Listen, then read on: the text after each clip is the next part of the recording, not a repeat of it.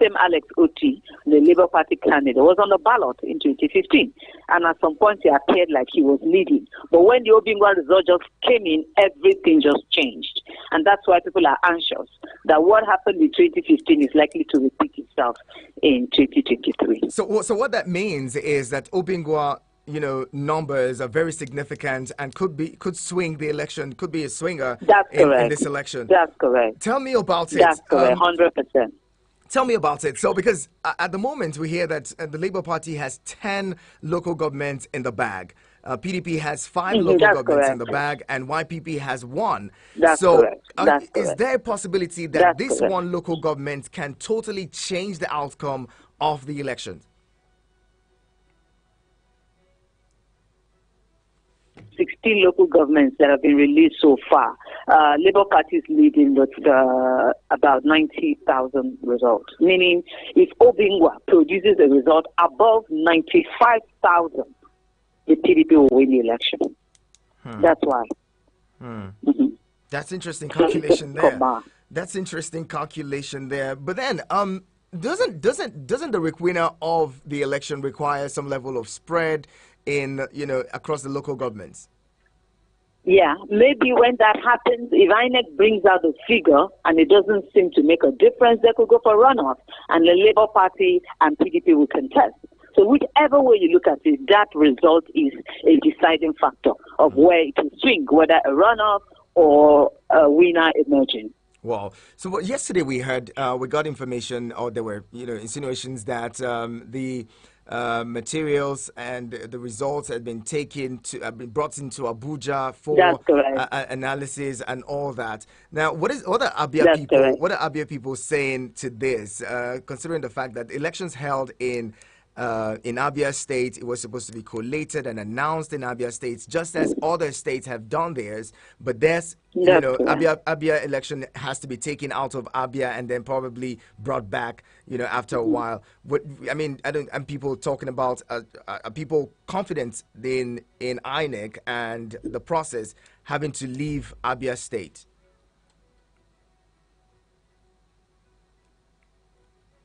The collation of the results. Are you there?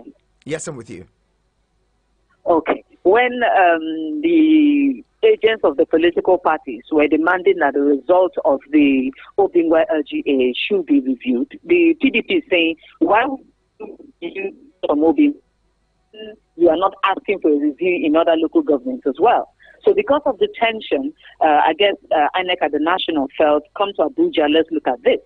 So yesterday the team arrived at Abuja for a review. That was the exact word INEC used, to review.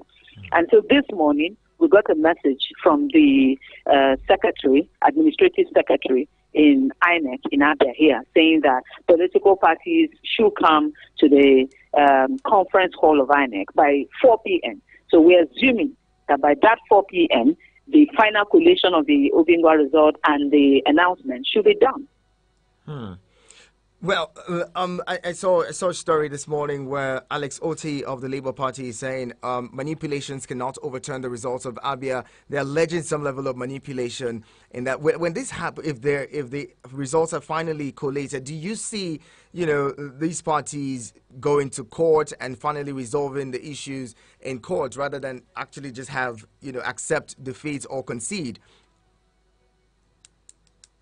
Repeat the last question, please. I'm saying, do you see, the contestants in this race, when after the election, the numbers have been declared or the winner has been declared, do you see them going to court to resolve the issues rather than just concede? Would you think that, these contestants, the losers in the election would concede, like, some other people have said, look, just concede and move on? Well, judging by the personalities, Governor Kede Pazo is not someone I think who will want to go to court. But because it's not on the ballot, he's now deciding on the candidates, Okeahiwe, or the People's Democratic Party, to decide to go to court or not. But Alex Oti for sure will not let go, because in an election where it appeared you're leading by 10 local governments, you're leading by over 80,000 votes, and in a split second, if you lose, Alex Oti will definitely go to court. I can bet on that. But for PDP, I'm not so sure. because of the personalities of those involved. Those who have followed Governor Kezepazo from the 8 years in office, he's not this kind of person who pushes things. He doesn't even fight his opponents in Abia. He's just this, let's let the will of God be done kind of person. So I'm not sure that they will want to. Yeah. Are you there? Oh, we seem to be losing connection again. Would maybe try to reconnect with my guest and continue the conversation shortly. The conversation is going on here, and we're talking about the situation in Abia State, where there's a big possibility that today they might be concluding the collation of results and announcement of winner, or declaration of winner, eventually later today. Anastasia is joining us from Abia State and giving us updates. She's a broadcast journalist as well as political analyst, sharing thoughts with us. She just confirmed that maybe later at 4 p.m. today, they would reconvene at the INEC Coalition Center, and then, who knows, maybe at that time, a winner would be declared. Now, Anastasia, I was going to ask, with the way that things have been in Abia State, Abia people will say that they haven't had good governance in a while. They haven't enjoyed the dividends of democracy. You go to Abia and you see, the state looks a little backward compared to other states, especially even in the southeast. Now, what was the mindset of Abians going into this election? Going into the election, I guess that one of the major things that really worked against the People's Democratic Party is the issue of infrastructure. Governments before now really did not pay too much attention to infrastructure, especially in Aba, which is the commercial nerve center. Before now, people come from different countries around Nigeria, Gabon, Cameroon, Benin Republic to come and buy stuff in the popular international market. We'll call it Arera International Market. But because of infrastructure, there seemed to be a collapse in commerce in Aba.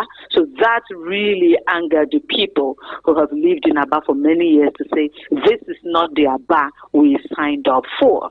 So there is a lot of infrastructural decay over the years, and Governor Kezepazo came on board trying to catch up, and it's so hard.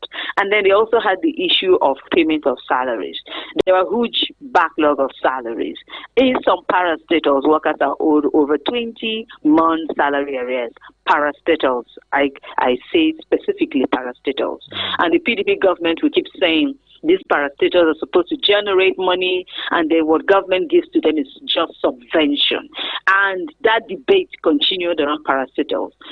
Institutions like the Abia State Polytechnic, for example, workers are being owed there over 20 months. So payment of salaries became an issue for the PDP government. So there was this outrage by civil servants especially, that how can we work for over 20 months and don't get paid? And they consistently kept shouting that they were going to reward the PDP government at the ballot. So when you see the kind of result that came up, you will now know that yes, civil servants reacted. Some of these civil servants have dependents.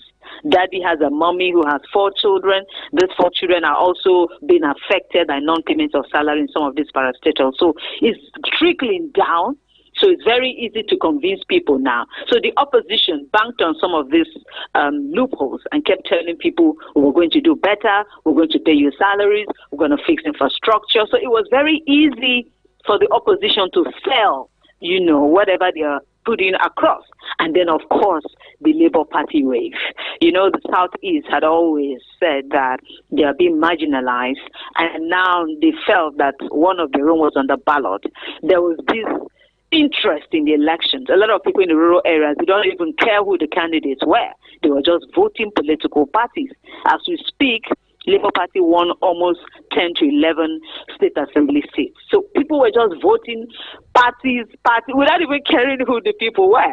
So if you put a combination of the outcry by people, civil servants, infrastructure, money not being in circulation, put it together with the Labour Party wave, it was very easy for Alex Otti of the Labour Party to make a huge impact. Don't also forget this is his third time in the race. Alex Otti has gathered support base from 2015 to 2019 to 20. He has consistently maintained his support base. So it's a whole lot of things working in Alex Otti's favor.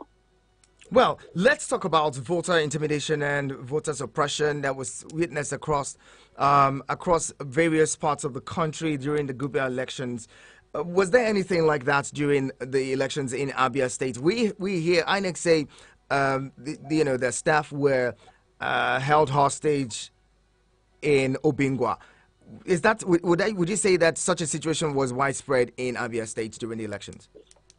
Yeah, there were pockets of cases of people saying, "Oh, they're intimidating us," especially in the hinterlands. In the urban areas where people are more exposed, it's very difficult to see those kind of things because people would definitely resist. But in the rural communities, we had stories, just a pocket of cases that some people, came to tell them, trying to convince them at the polling units who to vote for. Some people also talked about people bringing money to say, please vote for our candidate. So there were pockets of cases like that, but it was not such an overwhelming situation. So let's speak on the vote buying for a bit. Before the elections, we got reports from Abia that says, they were going to buy votes. Some people were going to buy votes in dollars, and then at some point, some people were issued fake dollar notes. Is there any truth to that? Wow. I don't know. I didn't hear about that. I don't know of any place because we have a pool of journalists. We have a WhatsApp group where we shared information. I did not see anywhere in that WhatsApp group where they talked about people receiving fake dollars. So I did not see, I did not hear. Were there incidents of I cannot vote buying? confirm. The incidents of vote buying, some people talked about it in some local governments that, they saw agents coming to polling units to say, please vote for our candidates. There were cases like that. But of course, we couldn't nab anybody physically. It was just the voters testifying to say somebody approached me, but we did not see. Okay, let's bring in our callers and see what their reactions would be for those who are interested in the Abia elections and the situation of things as it is in Abia State. Let's be keeping our fingers crossed to see what plays out later on at about 4 p.m. when journalists and party agents as well as INEC will reconvene in Abia States today. 09073530044 and 09087668888. It is 09073530044 and 09087668888. You've heard from Anastasia. Fantastic analysis brought in this morning. Hello, good morning. Thank you. Yeah, I'm here. Good morning, Sonny the Prince. Good to have you. Let's hear you quickly. Thank you so much. Thank you. Yeah, there are some things I observed during this governorship election. Okay. Like the race in Ogun State was the gap between the PDP and the APC candidates. I don't think it's up to 8,000 gap, 8,000, because it was a very close range. And somebody was declared winner. Then in Kaduna, the gap between the PDP candidate and the APC candidate was very close. I don't think it's up to 8,000 votes. And someone was declared winner. And it's a situation whereby somebody is leading with over 20,000 votes. And because one local government result is not yet out, it declared the election inconclusive. I mean, think about that. Then in Adamawa, somebody was leading over 10,000. And because of some local government, it declared the place inconclusive. And because of this inconclusive thing, there will be a lot of tension. Because I remember inconclusive in Anambra, under that Ihala local government, was done under 2 days. They concluded it. And everybody have their peace. Because once you declare election in conclusion, there will be apprehension on the air. People will be living under fear. I don't know what will happen next. The day Saturday to today, Wednesday, would have been enough for INEC to finish whatever they're doing and declare whoever that winner. And if you're not satisfied, you go to court. That's what INEC was telling us. They're mammoth. When a lot of question was throwing at him at presidential election, at the time it became like it was short of words. Don't even want to say that. And he said, if they are not satisfied, go to court. So declare the election. Anyone that is not satisfied should go to court. Because as it stands now, it's court who determine who becomes the winner of election. It has to say, INEC cannot give you a clarity who wins the election. Sometimes when INEC will declare one a winner, court will turn it and declare it otherwise. That's to tell you that INEC has not really gotten it right. And I don't think they are ready to improve because my anger is on INEC. First of all, it's on INEC before on the voters and the political bodies. You understand? Because in every day you need to improve.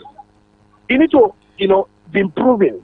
Okay. Since 2019, election in 2019 was not too much of tension because that was the first time we're embracing democracy.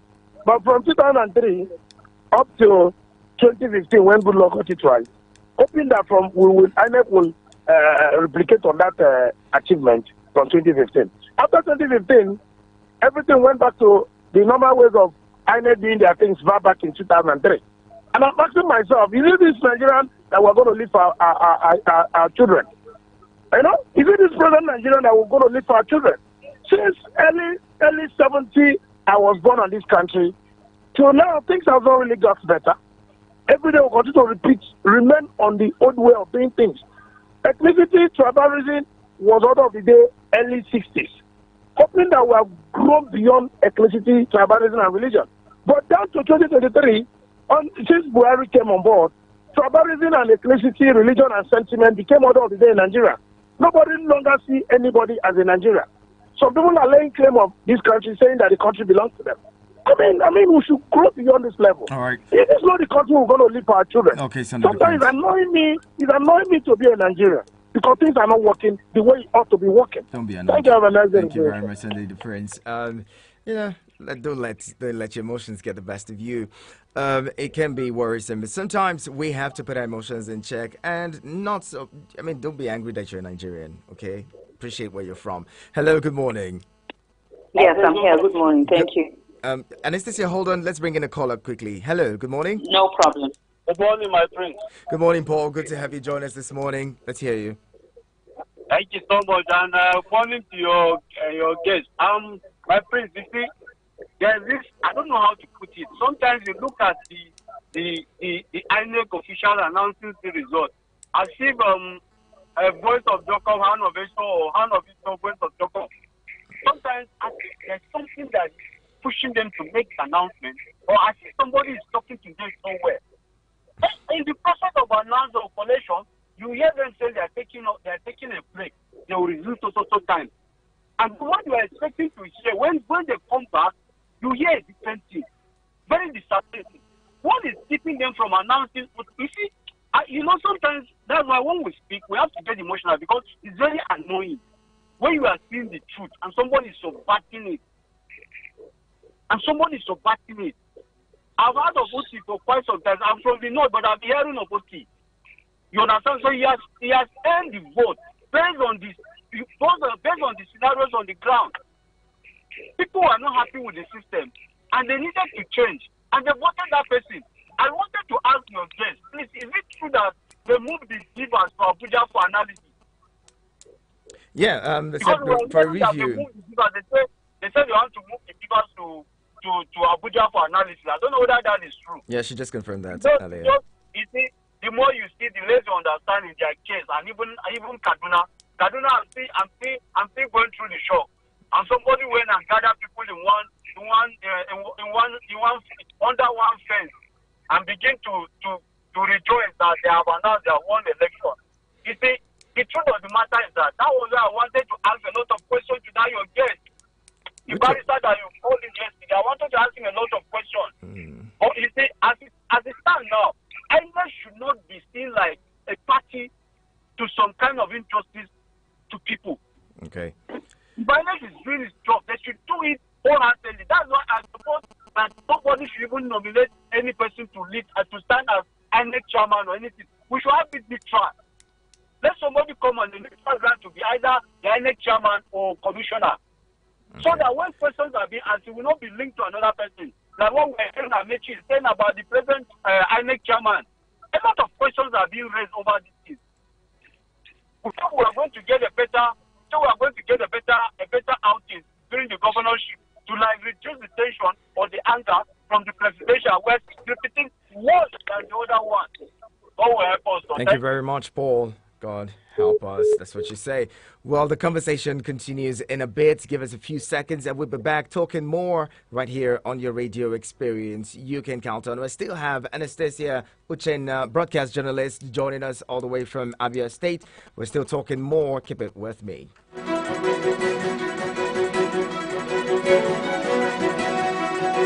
Eagles 102.3 Abuja. Yanga bid, only 100 naira. 100 naira, you enter. Everybody can bid. If you win your bid. You get what you want buy, but you don't get money. Microwave, TV, I mean you want pay nepa bill. Download Yanga Bid from any online store. With 100 naira, fund your wallet. Choose a plan for your gate pass. Start spinning and winning. The player with the highest number wins the bid. Anything when you want buy, you can bid it and win it. Yanga Bid, Nigeria's online marketplace. You can call us on 091 3000 2014. 091 3000 2014. There you are, riding in silence, both deep in thought. I bet you the driver think this ride shouldn't cost more, and you the passenger are sure you're overpaying. Never mind, let's just stay quiet. Or you can both download InDrive and agree on a fair price beforehand. InDrive, people driven. The InDrive online passenger transportation aggregator is not a taxi service. For more information, visit indrive.com. Join the Eagles 102.3 FM Secondary School Quiz Show and be the academic champions. Enroll your school with 2 students participating in mathematics, English, and general knowledge. Registration is 20,000 naira only. And what's more, your school gets massive promotion as long as they remain in the competition. Entry closes on the 18th of March 2023. For payment details and inquiries, please call 090-9719-8377. Eagles 102.3 FM Squeezer Show. Building future champions today. Eagles 102.3 Abuja.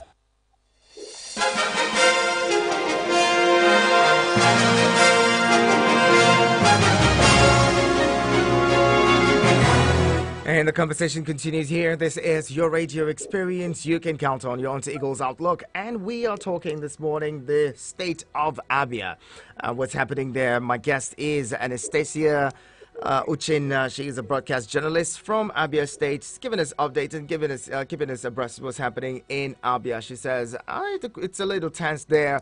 People are wondering what the outcome of the elections would be. And INEC has said, well, they got an information from INEC, they got correspondence from INEC saying they would reconvene at 4 p.m. today. Let's hope that that would be the final collation and declaration of results. You can join the conversation before I let my guests go. It's quite a busy day, for journalists. So 09073530044 and 09087668888. Those are the numbers to call. You can send SMS and WhatsApp messages to 09097054450. Don't forget we're streaming live at Eagles FM Abuja. At Eagles FM Abuja, YouTube and Facebook. Go there, watch us, and you can follow Eagles FM on all social media platforms. Well, continuing the conversation now, I'm going to ask you, Anastasia, what do you think? This race looks like a 2-horse race in Abia State, mainly the PDP and the Labour Party. Meanwhile, parties like the APC also have candidates in the race. What happened? What do you think happened that led to this seeming 2-horse race in Abia State? Well, I think that first of all, the APC had issues in the primary. Mm-hmm. They have parallel primaries, and finally, when a candidate emerged through the court, it was almost about 2 months or so into the election. Less than that. People were not so involved about who the candidate of the APC is. It was between a former Minister of State for Mines, Uche Oga, and Uche Menike. So the court case ended very late, and there was not so much campaign around the APC.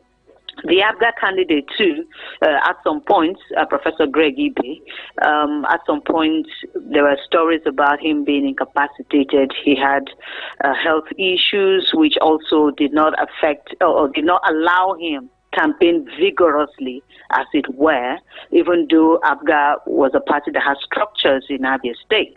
So that made APC and ABGA a little bit laid back. But also there was a new entrance to the race, the Young Progressive Party, YPP. He did campaign vigorously. But because his party is relatively new, it was not so easy for people to get used to the party or the logo. So that also showed the voting pattern at the elections. But they were able to produce 2 state assembly seats. So that is to show you that they did a lot of campaign. But when it came to choosing the governor now, it became really like a race between Labour Party and PDP.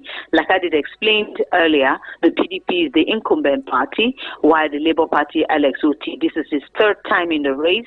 So Alex are kind of used to him, and the OB wave also kind of did a boost to his candidature. So I think that is also the race, a 2-horse race between the PDP and the Labour Party. Do you think that the death of the PDP candidate initially, Professor Ikone, could have affected the outcome of the the elections as regards to the PDP?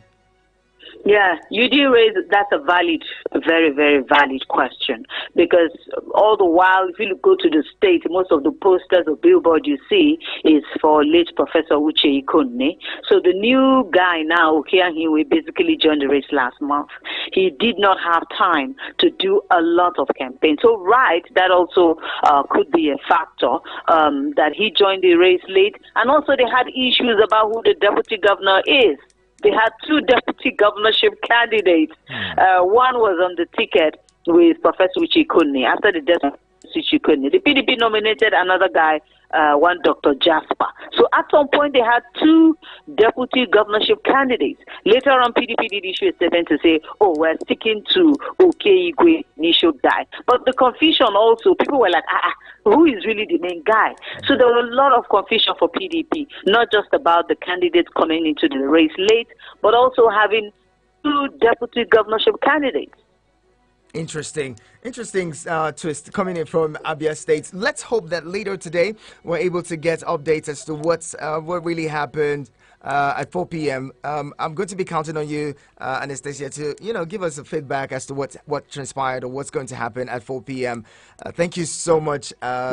Thank you so much, Anastasia Uchenna, who is a broadcast journalist from Abia State. Thank you so much for talking with us this morning. I really appreciate your time and thoughts.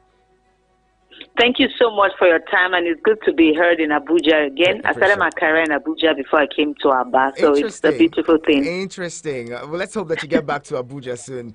Thank you again for calling, for joining in. Thank you so much for your time. All right. And well, the conversation continues here. This is your radio experience you can count on. We just got on, talking about Abia State and what's happening there. We got updates. Let's hope that later today we get more as to what's happening in Abia. The INEC is saying they're going to reconvene at 4 p.m. today. That's in about 6 hours from now. Let's hope that when that time comes, the final collation and declaration would happen. Now, the president has said he cannot wait. He cannot wait to leave Aso Rock. Should we push the inauguration forward so he can leave? I mean, if you say you can't wait, maybe we can we do that? No, we can't. May 29 is sacrosanct, right? But then the president has said he cannot wait to return to Daura. He said that a long time ago, recurring that again at this time just says, look, the man is really, really, really tired. He goes on to say he has done his best and his administration has left Nigeria better off in terms of the fight against terrorism and all. Some people would argue that, but that's what the president says, well, his government has left Nigeria better off in terms of the terrorism and all. Nigeria is in a better place when it comes to the fight against terrorism. True to that, some people would say, oh, the terrorism shifted face or changed its face or morphed into something else. But then it is what it is. It's your word against his, your belief against his, whatever it is that your belief is. If it's quite different from that of the president, that's on you. He has said, his administration would leave Nigeria even better. Now, there's also the tussle between the presidency and the National Assembly. National Assembly saying the president wanting to have the powers to summon the president as well as governors. And the President Buhari says, no, you can't do that. And he refused assent to the bill. Also, Mr. President has adjudged this election as one that is fair, which has made Nigerians realize their voting power. Could that be true? Well, looking at the president, looking at what played out in the president, in the election rather, the president seemed to have, tried to be neutral and above board, just trying to, remove himself from the process and letting Nigerians decide for themselves who they want to be their president. We saw that at some point it seemed like the president was even working against his own party. Some people thought, oh, the president seems to be working against his party and the candidates. But then the president was trying to indicate that he was neutral. He was, very, very detached from the process and allowing INEC to decide who wants to lead them. Aside from the fact that the president actually showed his ballot on election day at the presidential election, which could have just been an oversight. He tried to remain, neutral during the process. Even though he had campaigned for his party candidate, he removed himself from the process. All right, I'd love to hear from you what your thoughts are. 090-7353-0044 and 090-8766-8888. You can send SMS and WhatsApp messages to 090-9705-4450. Hello, good morning. Yeah, I'll call back. Okay, quickly, please. Just like what you said about Mr. President. That is why I'm telling Nigerians that we need a president who will always be there for us, who can take his time, visit places, have interaction with Nigerians that is governing, at a great time, have a town hall meeting sometime with his people to hear direct from them, take a walk, visit places unannounced, uninformed, to get first-hand information. Not a president who remain in Aso Rock and they will be giving him feedback. Whatever they tell him, that is what he swallows, because he was not opportune to meet with people one-on-one. I mean, one of us was running this country. You have a forum where you interact with Nigerians on phones. From there, you can hear directly from Nigerians.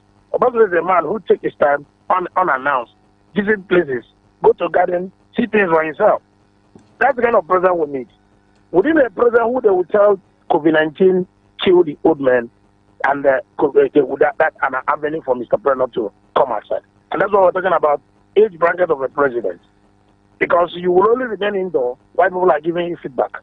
Those sacrifices who are singing praises will always tell you that things are better, that Nigerians are happy, that even if you contest for 7 times, they will vote for you. And that is what you live with. But if you're opportunity to meet with Nigerians one-on-one, they can tell you how they are feeling. And by then you know if you are living Nigeria better than as you met it.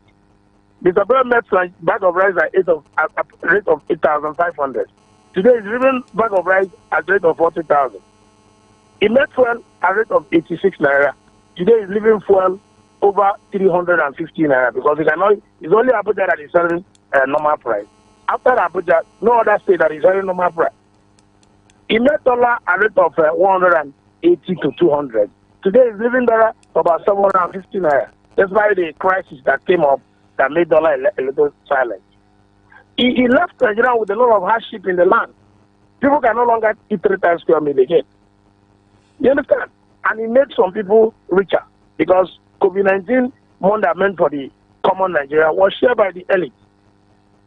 Then telling us that election was that he allowed Nigerians to decide. Because his party felt that he's not really carrying them along. That is why he displays his ballot to the world to see that he voted for APC, which is not right. It's against the electoral law because it must be a secret and open ballot. Mr. President shouldn't have exposed that. He shouldn't have displayed who he voted for on air.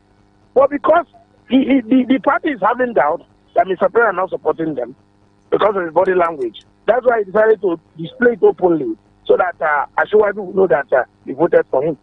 As a president, he doesn't need to do that. All right. He doesn't need to do that. So I want you to take this message to Mr. President that Nigerians, the way it made Nigeria was even better than the way it's living Nigeria now. Okay, Sunday Thank you. Have a nice celebration. Thank you. I don't have to take that message. You already said it. The president must have heard you. Thank you very much. 09073530044 and 09087668888. Hello. Good morning. Hello.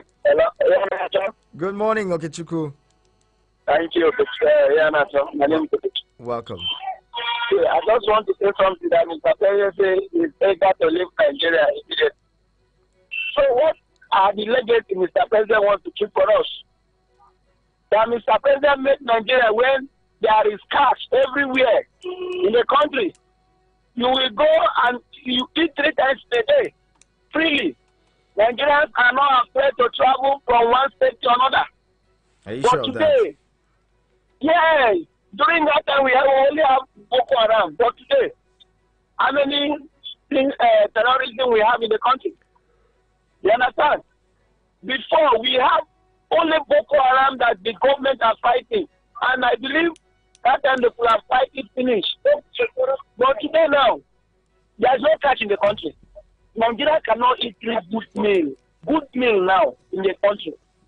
And you see, honestly, for me, I'm just praying for him to go so that we'll know where we are going to. Nigerians are just suffering every day. You cannot walk freely in the country anymore. Honestly, I don't know. Nigerians thought that Mr. President will do better than Goodluck Jonathan. Because I don't know why things turn around. Okay. Honestly, we are just begging God for him to do the best. Thank you. Thank you very much, Okechukwu. Appreciate you calling in. Now, one question that's been on my mind is, if since 1999, since we returned to democracy, it seems like we've gone from, bad or maybe good to bad, maybe a small good and bad and even maybe, I don't know. Has it really gotten better since 1999 when it comes to the presidents that we've elected and the way that they administered this around this country? Has it improved from 1999 to now? After all the elections that we've had, from that time to this time, we've had presidents. We've gone from President Olusegun Obasanjo to Yar'Adua, then to Jonathan. Yar'Adua was quite short, adjudged to be like the best president Nigeria has had, even though it was just about 2 years that his administration lasted. Then to Goodluck Jonathan, and then to President Muhammadu Buhari. Now we have President-elect Asiwaju Ahmed Bola Tinubu. Do you think it's going to get better? Or would it be, like we've had it in the past where things didn't really get better? Cost of living went up, education in shambles, healthcare in shambles, just about nothing, really improving. What do you think? 09073530044 and 09087668888. Those are the numbers to call. That is 09073530044 and 09087668888. You want to send me a message? Make that to 09097054450. And James here says, Wallahi, may God just help this country, because I'm afraid of what the next administration would hold. Would we see Agbero in Abuja, or would it be even better? I don't know, but I believe that things would. I want to believe that things would get better. Is that what you said? I want to believe that things would get better. Thank you very much, James. Appreciate you. We'll take in a few calls and then we wrap it up. Hello, good morning. good morning, Prince. Good morning. Dominion, is that you? Yeah, dear. Yes, you asked a question. First and foremost, the president said he was very, very satisfied for the election. What do you expect him to say? And he did not interfere. What do you mean? What do you understand by that? He did not interfere. By telephone call in the midnight, or by what? This man worked on instruction. I mean the INEC chairman. He worked on instruction. How can you prove that? How do you know that? Oh my God! How do you know that? Okay, you know it yourself, but let's leave that one. Let's leave that one. Now, let me tell you what we will see. If eventually Alhaji Ahmed Tinubu, if he is sworn in, if I said, now what we were going to witness in Abuja, what is happening in Lagos will be a child's play. Go and mark my word. All those agboros led by MCO Omar, I don't know where to pronounce it. So we see Lagos, Abuja they will take over in Abuja. You will see what will happen. Because anywhere Tinubu goes, he goes with his own version of the Yorubas. We're not talking of the intelligent Yorubas. You understand? You will see those agboros, those people who are supporting him in Abuja here, they will say when, they will hear when. Because we know where. You never know. Dominion, can we allow the administration to even take over first? Can we, before we start to say whether they're going to, it's going to be Agbero or not Agbero or no Agbero? I think you reside here. I think you are in Abuja. I'm in Abuja. I'm here. I'm here with you. Thank you very much. I will call you back. Eventually, if he is the one to be sworn in, I will call you and remind you what I said today to you. Okay. I'm marking today's date, 22nd of March. Thank you very much, Dominion. Appreciate you calling in. And this is where we would have to drop the anchors, shall we? Okay, seems like okay, let's see who else is here. Hello, good morning. Hello, good morning. Good morning to you. Yeah, I'm just listening to your broadcast. As what I have to say, I'm Jerry from Nube. Jerry, go ahead. Calling from Nube. Good. So what I have to say is that this regime of President Muhammadu Buhari was just a child's play. Like I call it like a preparatory class for us, because we've seen what Asiwaju has accomplished so far in Lagos. Just like the last caller said, the address and everything is just number one. It's just what happened in Lagos is a child's play to what is going to happen in Abuja. You understand? So you judge someone by what the person has done so far, and what he has done in Lagos it doesn't really make any sense. You understand? And all these fiascos, let's not forget that he's coming from the same party with the present president. So I believe that what we are going to experience is going to be like a child's play with what we are experiencing. That's just what I have to say. All right. Thank you very much for calling, Jerry. And with Jerry's call, we'll wrap up the program this morning. Thank you to every one of you who's been a part of the conversation. All right, okay, we have another message here as we close. And Tekimbe Hundu from New Nyanya, Nasarawa State, you say, good morning. Governor Soludo